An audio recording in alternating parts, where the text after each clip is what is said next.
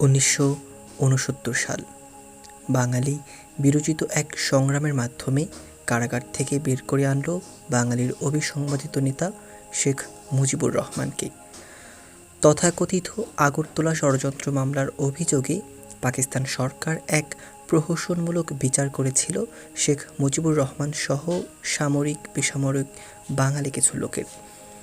কিন্তু বাংলার মানুষ এই মামলা এবং বিচার গ্রহণ করেনি। শুধু তাই নয়, এই মামলা ও বিচারের বিরুদ্ধে তীব্র গণ আন্দোলন করে বাঙালিরা পাকিস্তান সরকারকে বাধ্য করল এই মামলা প্রত্যাহার করতে এবং শেখ মুজিব সহ সকল অভিযুক্ত ব্যক্তিকে নিঃশর্ত মুক্তি দিতে। তখন বাংলাদেশ ছিল পাকিস্তানের উপনিবেশ। আমাদের এই দেশের নাম ছিল পূর্ব পাকিস্তান। স্বাধীনতার পর এই আগরতলা ষড়যন্ত্র মামলায় অভিযুক্ত ব্যক্তিদের সাথে মিলেমিশে যতটুকু জানা গেল তা হলো, পাকিস্তান যে আমাদের উপনিবেশ বানিয়ে রেখেছিল এবং ধর্মের নামে বাঙালিদের শোষণ করেছে, এটা তারা স্পষ্ট বুঝতে পেরেছিল। উপনিবেশিক শোষণ ও বাঙালিদের, বিশেষ করে বাঙালি সৈনিকদের বঞ্চিত করার বিষয়গুলো নিয়ে পাকিস্তান সামরিক বাহিনীর অন্তর্ভুক্ত বাঙালিদের মধ্যে কানাঘুষা চলছিল। পাকিস্তান সেনাবাহিনীর বাঙালি সৈনিকরা তাদের প্রাপ্য পাওনা নিয়ে ভাবতে আরম্ভ করেছিল। ঠিক এমনই মুহূর্তে পাকিস্তান সরকার শেখ মুজিব সহ সামরিক বেসামরিক বাঙালিদের গ্রেপ্তার করে ও আগরতলা ষড়যন্ত্র মামলা সাজায়।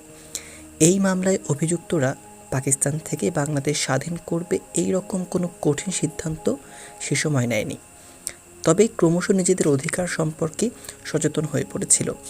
এই মামলায় এমন অভিযুক্ত ছিলেন যারা কিছুই জানতেন না, শুধু বাঙালি হওয়ার কারণেই মূলত অভিযুক্ত হয়েছিলেন। পাকিস্তান আমাদের অধিকার সচেতনতাকে অঙ্কুরই ধ্বংস করে দেওয়ার জন্যই এই আগরতলা ষড়যন্ত্র মামলার সূত্রপাত করেছিল। এমন অনেক অভিযুক্ত ছিলেন যারা ঢাকা ক্যান্টনমেন্টে আসামের কাঠগড়ায় দাঁড়ানো ছাড়া শেখ মুজিবকে আর কখনো দেখেননি। এক প্রত্যুষে পাকিস্তান থেকে বাংলাদেশকে স্বাধীন করে ফেলার এমন কোনো স্পষ্ট পরিকল্পনা বা সিদ্ধান্ত অভিযুক্তদের কারোই কখনো ছিল না বলে আগরতলা মামলার প্রায় অভিযুক্তদের কাছ থেকে জানা যায়।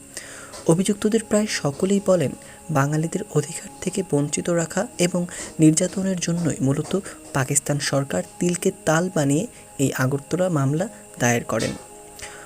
পূর্ব পাকিস্তানের বাঙালিরা পাকিস্তানের নির্যাতনের বিরুদ্ধে বিরোচিত গণ আন্দোলনের মাধ্যমে শেখ মুজিব সহ অভিযুক্ত সকলকে মুক্ত করে আনে।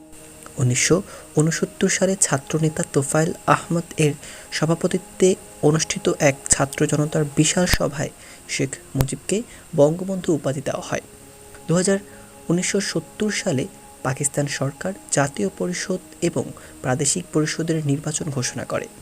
মজলুম জননেতা মাওলানা আব্দুল হামিদ খান ভাসানের নেতৃত্বে কিছু সংখ্যক বামপন্থী রাজনৈতিক নেতা নির্বাচন বর্জনের জোরালো আহ্বান জানান।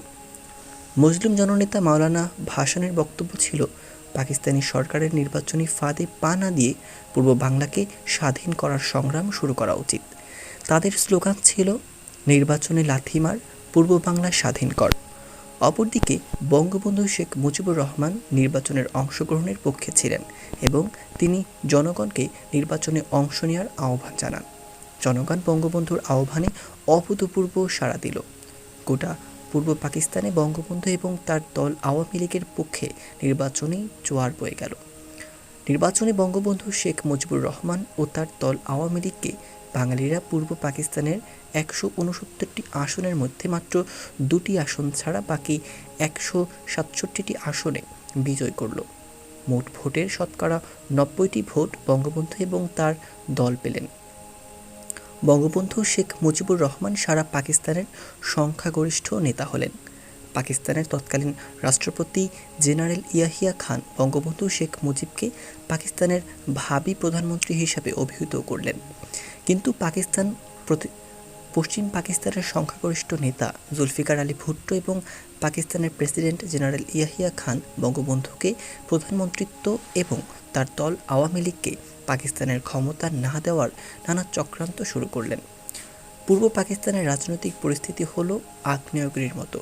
বাঙালিরা চরম উৎকণ্ঠিত, উত্তেজিত। রাজপথ, মিছিলে, মিটিংয়ে প্রকম্পিত। ঘরে ঘরে মানুষে মানুষ উদ্বেগ, উৎকণ্ঠা। সমগ্র বাঙালি কেবল তাকিয়ে আছে জাতির অবিসংবাদিত নেতা বঙ্গবন্ধু শেখ মুজিবুর রহমানের দিকে।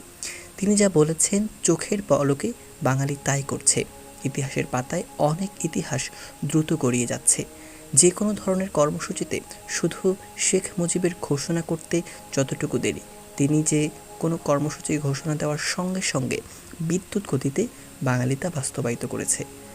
উত্তাল জাতির মুখে শুধু একটি স্লোগান গর্জন করে ফিরছে, বাংলাদেশ স্বাধীন করো, বাংলাদেশ স্বাধীন করো।